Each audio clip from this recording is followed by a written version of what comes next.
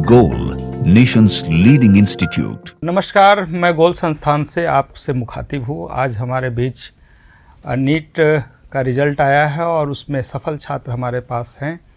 धर्मवीर कुमार यादव इनका नाम है, बिहार के रहने वाले हैं और एक साधारण अति साधारण परिवार से आते हैं। इनकी सफलता जो आज इन्हें मिली है, सबसे पहले मैं धर्मवीर आपको बधाई देना चाहता हूँ, शुभकामना देना चाहता हूँ। इतने अच्छे रिजल्ट्स आए हैं। रिज़ल्ट के बारे में धर्मवीर विस्तार में अपने बारे में बताएंगे। मैं इन्हीं से जानना चाहता हूँ, धर्मवीर आपने 10th कब किया था? 2017 में सर मैंने 10th किया। और 17 से लेकर लगातार आप तैयारी कर रहे हैं, मेहनत कर रहे हैं और ड्रॉपर होने के बाद इतने अच्छे रैंक लाने के बाद जो कुछ आपको मिला है, क्रेडिट किसको और कैसे देना चाहते हैं, क्या कहना चाहते हैं अपने रिजल्ट?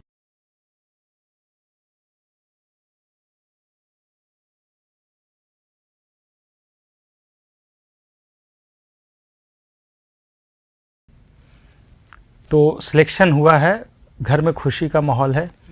जो एक चैलेंजिंग टाइम था लास्ट ईयर आपका, जहाँ तक मुझे पता है आपके पिताजी नहीं रहे अब इस धरती पे।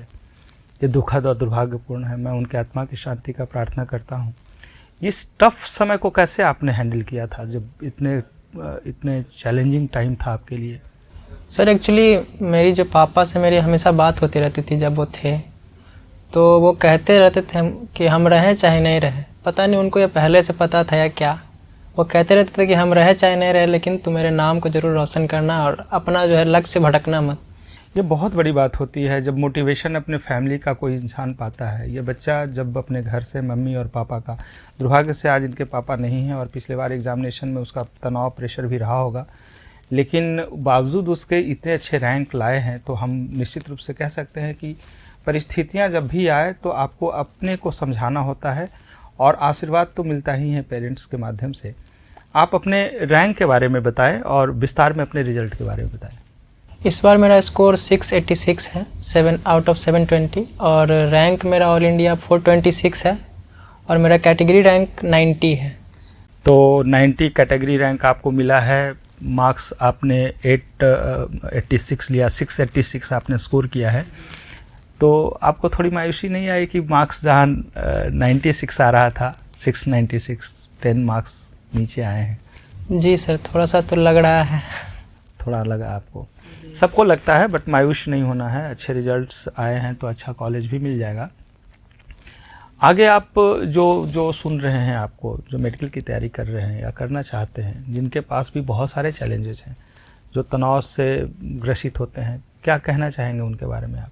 यही कि सर अगर हार्ड वर्क का साथ अगर नहीं छोड़ेंगे तो हमको लगता है कि इकोनॉमी जो है, यानी कि फाइनेंशियल कंडीशन जो है, बीच में रोड़ा बनता है, लेकिन अगर हार्ड वर्क को छोड़ेंगे नहीं तो शायद वो रोड़ा भी नहीं बनेगा। मतलब हार्ड वर्क करते रहना है, कोई भी आपका बीच में अड़चन नहीं आएगा अगर आप चाहते हैं कि हमें डॉक्टर ही बनना है तो आपकी तैयारी कहाँ से हुई थी और किस तरीके से आपने किया था, उसके बारे में थोड़ा बता दें बच्चों को। 11th-12th में मैं इंडिविजुअल क्लास करता था सर, पटना में ही।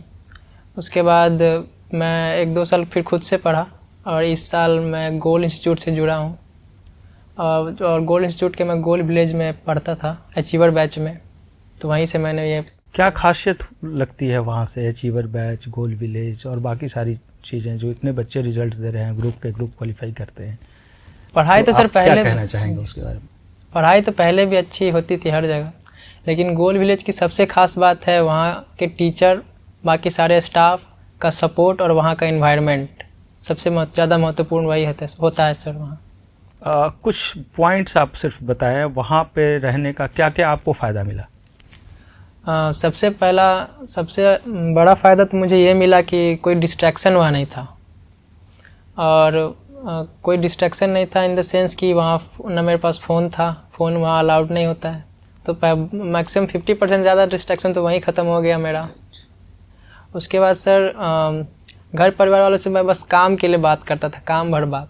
तो घर में मुझे पता रहता था कि कुछ न कुछ तो हो ही रहा होगा, दिक्कतें आ ही रही होंगी, लेकिन मुझे उतना बताया नहीं जाता था और मैं सुनना भी नहीं चाहता था उस दौरान कि मैं अपनी जर्नी को पहले कंप्लीट कर लूँ, ये था। और वहाँ पर बच्चों का बहुत बड़ा ग्रुप है, अच्छे अच्छे बच्चों का, तो उन बच्चों से भी मुझे मोटिवेशन मिलता था। और वहाँ बच्चों से भी सीखने को मुझे बहुत कुछ मिला। मतलब डिस्कशन में आप लगातार पार्टिसिपेट करते थे, जो वहाँ का कल्चर है, जो वहाँ का सिस्टम है, और शिक्षक और आप लोग भी आते थे मोटिवेट करने के लिए। जाहिर सी बात है कि ये सारी चीज़ें जो वहाँ का एटमॉस्फेयर था, डिस्कशन ग्रुप का जो फ़ायदा मिला, ये सब मिलकर आप लोगों के साथ एक अच्छे रिजल्ट्स। अच्छा, आपके साथ ग्रुप में कितने बच्चे थे जिन्होंने डिस्कशन किया था साथ में? मेरा पर्सनली जो है 5 लोगों का ग्रुप था सर। क्या है रिजल्ट सबका? 5 लोगों में से बस एक का नहीं हुआ है, बाकी 4 लोग का हो गया। एक का नहीं हुआ है, कुछ मार्क्स से छूटे। मेरे खुद के रूममेट का 677 आया है। इसका मतलब कि ग्रुप का ग्रुप क्वालिफाई करता है। एक अनफॉर्चुनेट रहे होंगे कहीं से, किसी तरीके से रिजल्ट्स ना होने का। कुछ अच्छे बच्चे तो रह ही जाते हैं हर बार, जिनका रिजल्ट नहीं होता है। छात्र जो तैयारी कर रहे होते हैं, उन्हें लगता है कि तैयारी के दरमियान बहुत सारी किताबें पढ़नी होती है, बहुत सारा कुछ ऐसे क्वेश्चंस पूछे जा सकते हैं जो शायद उसके लिए अलग से क्लासेस लेना होगा, ऑनलाइन क्लासेस लेना होगा, ऑफलाइन क्लास। इसके बारे में आप क्या कहना चाहेंगे? मेरा ये सर मानना है, जैसे कि मैंने एक्सपीरियंस किया इन 3-4 सालों में, कि अगर एनसीईआरटी को सही से पढ़ा जाए तो बायोलॉजी और केमिस्ट्री में तो एक भी सवाल जो है ऐसा नहीं होता कि बाहर से आता है, तो वो तो 100% कवर हो जाता है। चाहे फिजिकल भी, एक्चुअली पहले फिजिकल होता था थोड़ा टफ, लेकिन अब फिजिकल भी अगर एनसीईआरटी सॉल्व किया जाए, उसके क्वेश्चन को सॉल्व किया जाए, एक क्वेश्चन को, तो एनसीईआरटी का फिजिकल भी कंप्लीट हो जाता है केमिस्ट्री का। रहा बात फिजिक्स का, वो तो पूरा प्रैक्टिस का है। तो मैं ये कहना चाहूँगा कि जितने, अगर कोई बच्चा अगर तैयारी कर रहा है तो उसका मेन फोकस एनसीईआरटी होना चाहिए और प्रैक्टिस होना चाहिए। तो फिजिक्स में एक जो परेशानी आती है बच्चों को एनसीईआरटी का, क्योंकि आप बिहार से पढ़े हैं और बिहार बोर्ड से और हिंदी मीडियम से निकल कर आने वाले जो छात्र हैं, उन्हें एनसीईआरटी पढ़ने में बहुत तकलीफ़ होती है और ख़ासकर फिजिक्स समझने में बहुत दिक्कत होती है एनसीईआरटी की। आपको ऐसा कुछ हुआ था?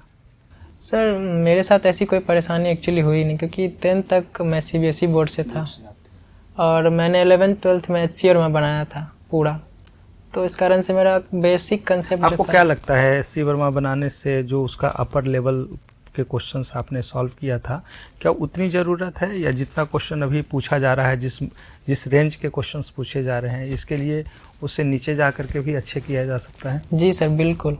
HC वर्मा अगर मतलब मेरा तो पर्सनल था कि मैंने बस बना लिया, मुझे रिकमेंड किया गया तो मैंने बना लिया। अगर HC वर्मा नहीं भी पढ़े तो चलेगा, जितने, अगर मान लीजिए कोई बच्चा कहीं भी पढ़ रहा है तो उसको जो भी मटेरियल मिल रहा है वो भी बना ले तो काफ़ी होता है, बस प्रैक्टिस। धर्मवीर, आप बताएं कि फिजिक्स में कितने स्कोर किया है आपने? फिजिक्स में मेरा स्कोर 171 है। 171। केमिस्ट्री में 165। बायोलॉजी 350। 350। नियर अबाउट बहुत क्लोज थे आप, 100% के क्लोज थे जितने मार्क्स के होते हैं। तो 360 में 350 आपने स्कोर किया। इस बार बायोलॉजी में क्वेश्चन जो पूछे गए थे, खासकर एसेशन रीजन और स्टेटमेंट बेस्ड क्वेश्चन और बहुत सारी चीज़ें, इसके लिए कोई स्ट्रेटजी आपने बनाया, या फिर कैसे इसमें हेल्प मिला आपको इतना अच्छा स्कोर करने के पीछे? क्या रीज़न हो सकता है? सर मुझे लगता है कि मल्टीपल टाइम जो मैंने एनसीईआरटी पढ़ा उसका मुझे फ़ायदा यहाँ पे एसर्शन रीजन में काम आया सर। जी सर, और बहुत सारा मैंने टेस्ट भी बहुत दिया था। अच्छा धर्मेंद्र, आप बताएं, वहाँ पे एक सरप्राइज टेस्ट लिया जाता है जो रात में कभी 2 बजे कभी 12 बजे, क्या एक्सपीरियंस रहा है उस टेस्ट के बारे में आपका? टेस्ट जब लिया जाता था तब तो इरिटेशन होता था कि क्यों लिया जा रहा है इस टाइम पे, या तो ये रेस्ट करने का टाइम होता है या फिर थोड़ा सा सेल्फ स्टडी करके सोने का टाइम है। लेकिन फिर बाद में पता चला कि उसके पीछे कारण था कि रिफ्लेक्स डेवलप होता है उससे। जी, क्योंकि अगर एग्ज़ाम में जो है, नीट के एग्ज़ाम में मैक्सिमम जो है आपको स्पीड और एक्यूरेसी मैटर करता है, और स्पीड तभी बढ़ता है जब आपका रिफ्लेक्स अच्छा हो। रिफ्लेक्स यानी कि क्वेश्चन देखते ही आपको आंसर आप ढूंढने लग जाए कि ये कहाँ पे होना चाहिए। ठीक, आप टेस्ट देते रहे रेगुलर? टेस्ट में फ्लक्चुएशन भी होता होगा, तनाव भी होता होगा, कैसे संभालते थे? सर अगर कम नंबर आता था तो इंस्टेंटली तो बहुत ज़्यादा फ्रस्ट्रेशन होता है, लेकिन फिर कुछ देर बाद हम उसको एनालिसिस करते थे। जितना ख़राब टेस्ट होता था उतना ज़्यादा टाइम हम उसके एनालिसिस पे देते थे। मतलब टेस्ट और टेस्ट की एनालिसिस दोनों में ये बहुत ज़रूरी है कि एनालिसिस किया जाए। एनालिसिस करने पे आप जोर देते थे, उसमें रिजल्ट में उसका कितना योगदान है उस एनालिसिस का? एनालिसिस का बहुत ही योगदान है सर। जितना ज़रूरी अगर टेस्ट देना है उससे ज़्यादा ज़रूरी एनालिसिस करना है। आप रेगुलर करते थे? अच्छा, वहाँ सेमिनार वगैरह होता रहता था, प्राइज़ वगैरह भी मिला है आपको कई बार, कितना मोटिवेट करता है वो चीज़ें? बहुत मोटिवेट करता है सर, क्योंकि वहाँ स्टेज पर खड़े होकर लेना बहुत सारे बच्चों के सामने कोई पुरस्कार, बहुत ज़्यादा मोटिवेट करता था। वो मोटिवेशन भी एक फैक्टर रहा होगा आपको अच्छा बूस्ट करने में।